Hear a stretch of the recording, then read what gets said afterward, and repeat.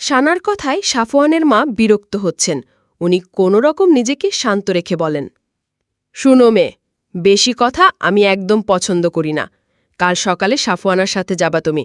সাফওয়ান ঠিক টাইমে খাবার খায় কিনা আর যা যা দরকার সব তুমি নিজের হাতে করবা। মম, আমাদের ওই বাসায় মেড রাখা আছে, আমার কোনো দরকার নাই ওকে নিয়ে যাওয়ার। শাট আপ সাফওয়ান, এই মেয়ের সাথে তোমার বিয়ে দিয়েছি তোমার খেয়াল রাখার জন্য। হ্যাঁ মামি, আপনি চিন্তা করিয়েন না, আমি ওনার খেয়াল রাখব। সানা পড়ার ভয়ে সাফওয়ানের মাকে কথাটি বলল, এ পড়াশোনা আর করবে না, বিয়ে হয়েছে তো হয়েছেই। তখন ফোরন কাটল সানার মামা। লিমা, তুমি ওকে কিভাবে এত কাজের কথা বলো? ও ছোট, ওর নিজের খেয়াল রাখতে পারে না, সে কিভাবে সাফওয়ানের খেয়াল রাখবে? সানা আমাদের সাথে এই বাসায় থাকুক। আমার সিদ্ধান্ত শেষ, আর কোনো তর্ক নয়। আর সানা অতটাও ছোট না, ভুলে যেও না ওর বয়সে আমার কোলে সাফিয়ানা ছিল। সাফিয়ানার কথা মনে পড়তেই লিমা খানের অনেক খারাপ লাগতে শুরু করল। চোখের কোণে অশ্রুকণা জমা হলো। লিমা খান খাবার রেখে উঠে চলে যায়। সানার মামাও খাবারের প্লেট হাতে নিয়ে তার পিছু পিছু চলে যায়। সানার ঠিক পিছে শাহানাজ দাঁড়িয়ে আছে। এই কাহিনী দেখে বিড়বিড় করে বলে, ভুইরা বয়সে ভীমরেতিতে ধরছে, রাগ করব আর ভাঙাই খাওয়াইতে হইব, ঢং যত সব। শাহনাজের কথা শুনে সানা হেসে ফেলে। সানাকে হাসতে দেখে সাফওয়ান তার ভ্রু কুচকে প্রশ্নবোধক দৃষ্টিতে তাকিয়ে আছে। কিছু না, আমার খাওয়া শেষ, আমি রুমে গেলাম। সানা কিছু বলল না, কারণ সে চায় না সাফওয়ানের কাছে শাহনাজ বকা খাক। সানার জ্বর এখন নেই বললেই চলে। কম্বল পেঁচিয়ে খাটের ডান সাইডে শুয়ে আছে। মনে মনে সে তার মিনাকে মিস করছে। মিনা হলো সানার বড় সাইজের একটা টেডিবিয়ার। সানা কোলবালিশ ছাড়া ঘুমাতে পারে না। একদিন সানা কোলবালিশ ছাড়া ওর আপুর সাথে ঘুমিয়েছিল। সেদিন সে ওর বড় বোনের পেটের ওপর পা দিয়ে আর পায়ের জায়গায় মাথা দিয়ে ঘুমিয়েছিল। সানার ঘুমের স্টাইল প্রচণ্ড জঘন্য। ঘুমিয়ে গেলে তার হুঁশ থাকে না। এই জন্য সানার বোন সীমা তাকে জন্মদিনে একটা বড় টেডিবিয়ার গিফট করে, যার ওপর আরামে হাত পা তুলে সে ঘুমায়।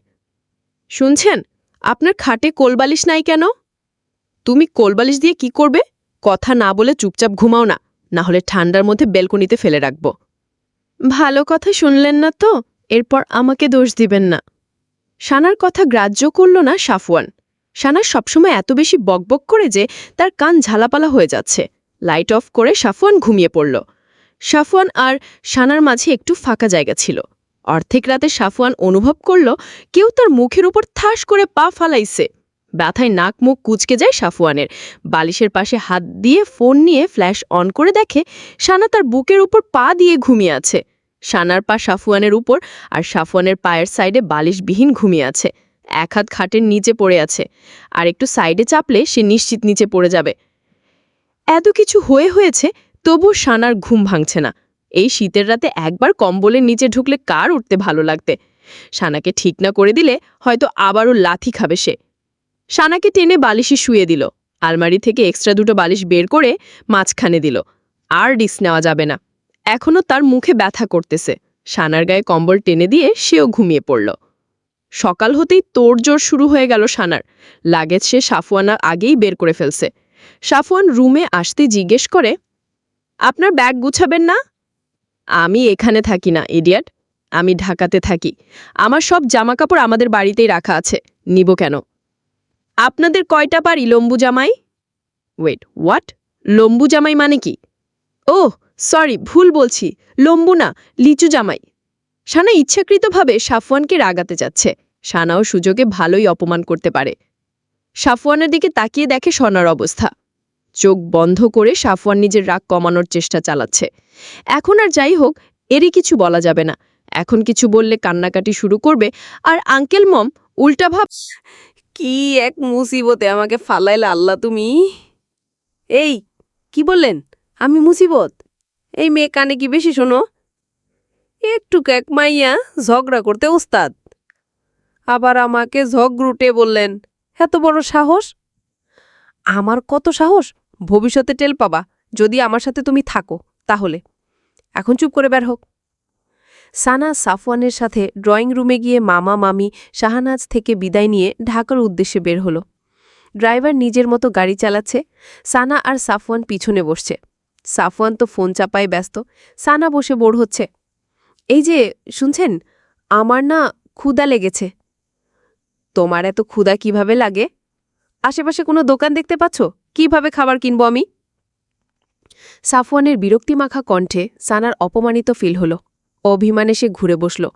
জানালার বাইরে তাকিয়ে রাস্তার সাইডের গাছ দেখে যাচ্ছে তা দেখতে লাগল। অনেক গাড়ি রাস্তায় চলাচল করছে, মানুষ হেঁটে যাচ্ছে নিজ নিজ গন্তব্যে। সানার বাবা মায়ের কথা খুব মনে পড়ছে। বাসায় থাকলে বাবা আর মা সানার পিছে ঘুরে ঘুরে তাকে খাবার খাইয়ে দিত। সানার এখন ইচ্ছে করছে তার বাবা মায়ের কাছে ফিরে যেতে। সে ঠিক করেছে বদলোকের সাথে আর কথা বলবে না। কথায় কথায় সানাকে সে কথা শোনায়। সানাকে এর আগে এত কথা কেউই শোনায় নাই।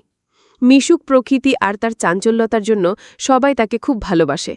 বাসার সবার কথা মনে করতে করতে সানা ঘুমিয়ে পড়ল। সানার ঘুমানোর পর সাফরনের খেয়াল হলো সে আবারও বাজে বিহেভ করে ফেলছে মেয়েটার সাথে। কিছু করার নাই, আশেপাশে খাবার কিনা যাবে না। সকালে রওনা দিয়েছিল সানারা, আর এখন সকাল পেরিয়ে বিকেল হয়েছে। সানা এখনও ঘুমিয়ে আছে। সাফওয়ানের বুকের সাথে লেপ্টে নিশ্চিন্ত ঘুমাচ্ছে সানা। সাফওয়ান কয়েকবার সানাকে গাড়ির সিটের সাথে হেলান দিয়ে শোয়ালেও ঘুরে ফিরে তার উপরে কাশছে। ফোনের গ্যালারিতে সাফওয়ান মিথিলার হাসি মুখের ছবি দেখে যাচ্ছে। মিথিলার কথা মনে পড়তেই তার বুকে চিনচিন ব্যথা অনুভব হতে লাগল। সাফওয়ান তো মিথিলাকে কথা দিয়েছিল মিথিলা বাদে আর কাউকে সে নিজের মনে জায়গা দিবে না। সেই মিথিলা কিভাবে সাফওয়ানকে ভুলে অন্য কাউকে হাসি মুখে বিয়ে করে নিল? মিথিলা কিভাবে তাদের এতদিনের ভালোবাসে ভুলে গেল? সাফওয়ানের চোখ বেয়ে পানি গড়িয়ে সানার কপালে পড়তেই সানার ঘুম ভেঙে গেল। চোখ মেলে নিজেকে সাফওয়ানের বুকে দেখে অবাক হয়ে গেল। চোখ তুলে সাফওয়ানের দিকে তাকাইতেই দেখতে পেল সাফওয়ান কাঁদছে।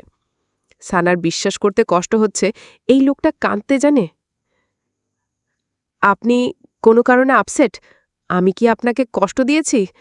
আপনি কাঁদছেন কেন? সানার আওয়াজে দ্রুত ফোন লক করে নিজের চোখের পানি মুছে ফেলল। তুমি চোখে একটু বেশি দেখো, আমার চোখে ময়লা পড়ছে তাই হয়তো। কই দেখি তো, কোথায় ময়লা? সানা সাফওয়ানের দিকে এগিয়ে 2 হাত দিয়ে সাফওয়ানের চোয়াল আগলে ধরল। গভীর মনোযোগ দিয়ে সাফওয়ানের চোখে ময়লা খুঁজতে লাগল সানা।